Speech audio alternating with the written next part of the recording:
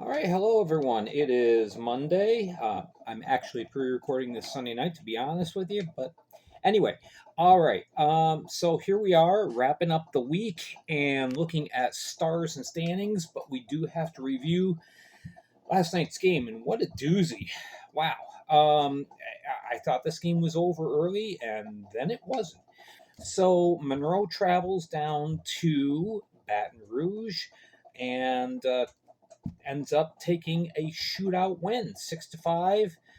It was 4-1 Baton Rouge at one point, but yeah, Monroe finally found their offense. The question I asked on Facebook. All right, so let's review this real quick. Starting goaltenders were Sean Kuhn for the Moccasins, and Bailey Stevens got the start for the Zydeco. First period, early, all Zydeco. First, Brody Thornton at 8:18. All right, and that was his first pro goal. So, very good. Scott Chirac scores in a 4-on-4 situation. Goes backhand 5-hole, and that's at 10:18. Then, just another 2 minutes later, it's Declan Conway scoring on a power play. Schumacher was in the box for the Moccasins on a double minor, and on the second half of that double minor, Conway scores. That's at 12:39. But the Moccasins weren't going to roll over and play dead. Noah Robinson, he scores in a 4-on-3 power play situation. Things got a little undisciplined for a while. It really wasn't chippy at this point. It was just a lot of undisciplined penalties.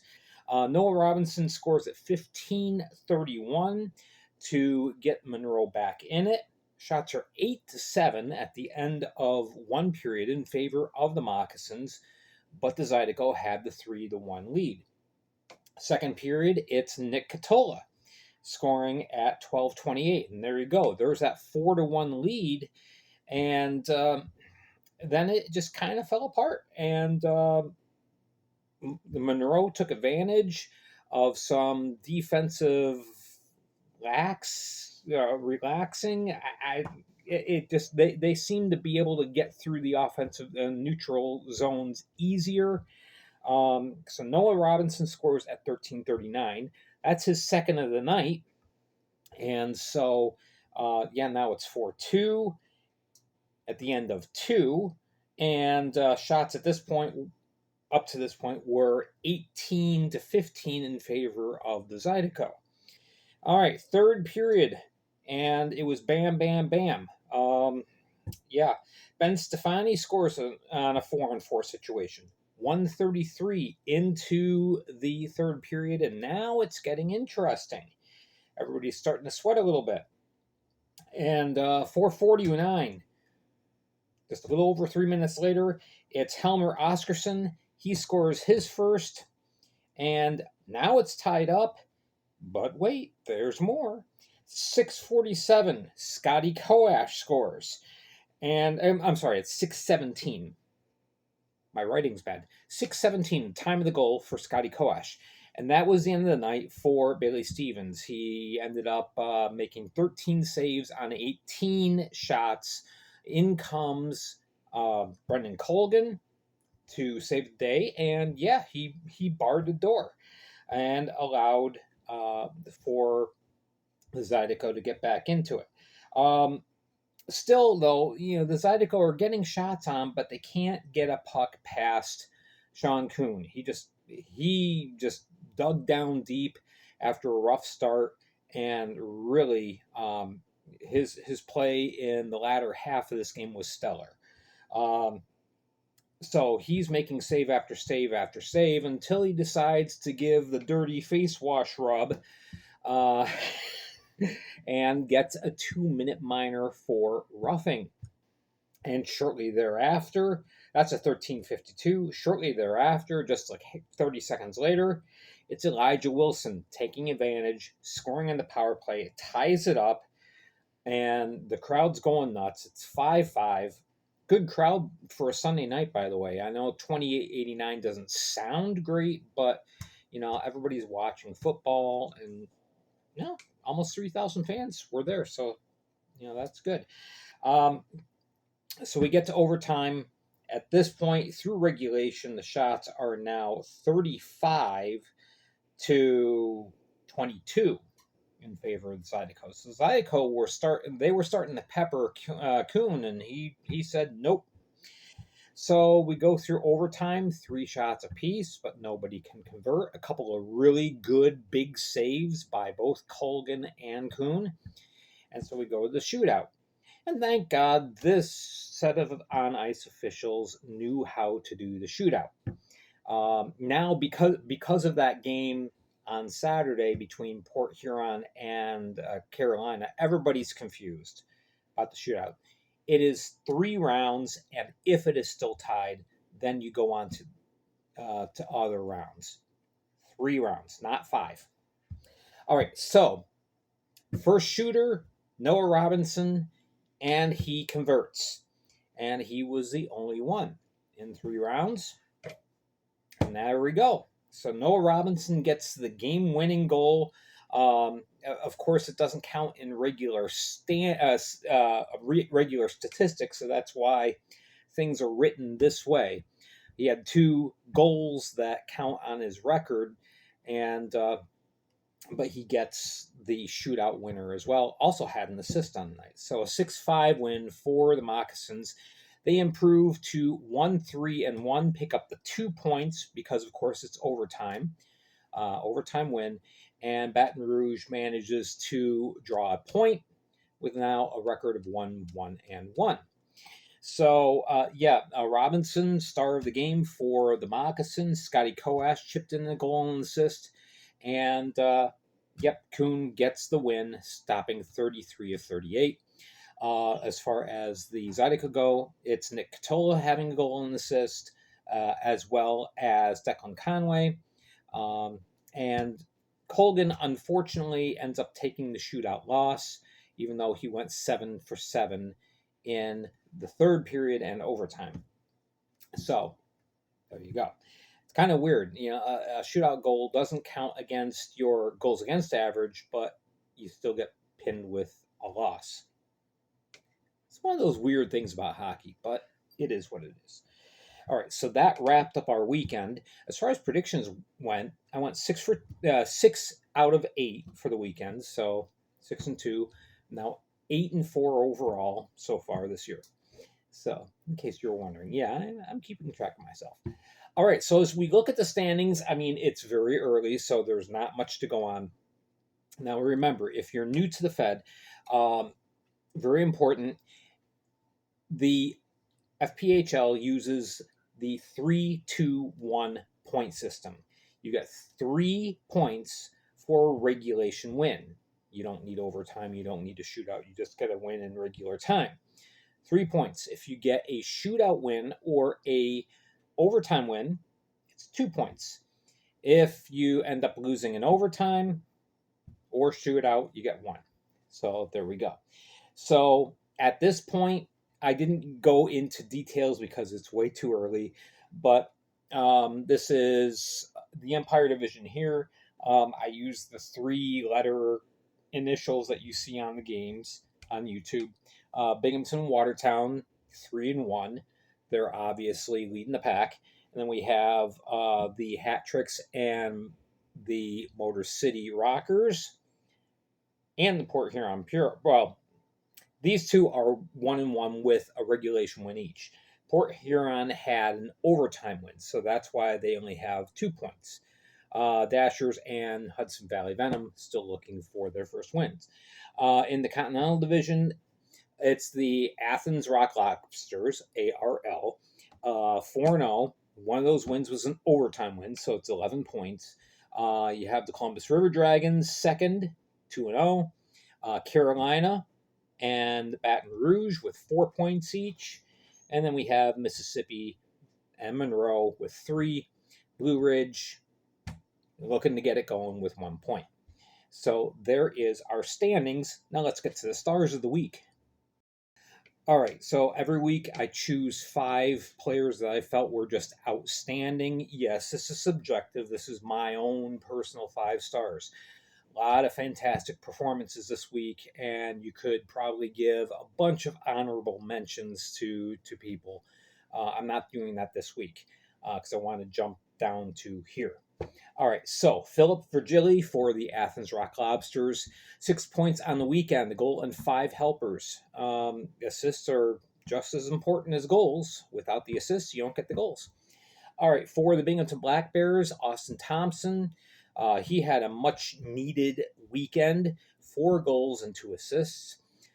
For the Motor City Rockers, the stats aren't the best as far as goals given up, but Ricardo Gonzalez, I've talked to several people in Danbury, and they were all amazed by his performance. Over 2 games, 105 saves and 113 opportunities. Fantastic. And they weren't just easy saves. There were a lot of acrobatic saves. I saw the game on Friday, and I was blown away. Just totally incredible. And yeah, everybody I've talked to said the same thing. They said, if it wasn't for Gonzalez, it would have been like 20-2 on Saturday night. But yeah, so he has a save percentage of .929. Yes, a goals against a 4, but 6 were in one game, and he stopped 56 stops in that game. All right, so he gets a win. Another goaltender, Valtteri Nuusiainen for the Port Huron Prowlers, 45 out of 47. He gives up 2 early goals and then settled right in and played amazing. .957 save percentage, 185 goals against in a win over the Carolina Thunderbirds. And then Dustin Giseau, he only played the 1 game this weekend. He unfortunately got himself into some trouble and was suspended for Saturday. But on Friday night, a hat trick and 2 assists. So 5 points out of the 6 goals that Hudson Valley had that night. So fantastic performance by Dustin Giseau. Now I want to get to this very important news item, and I want to treat this very delicately because this is a person's life we're talking about, okay? But this is of particular note to Dashers fans especially, but to everyone who's following single-A hockey.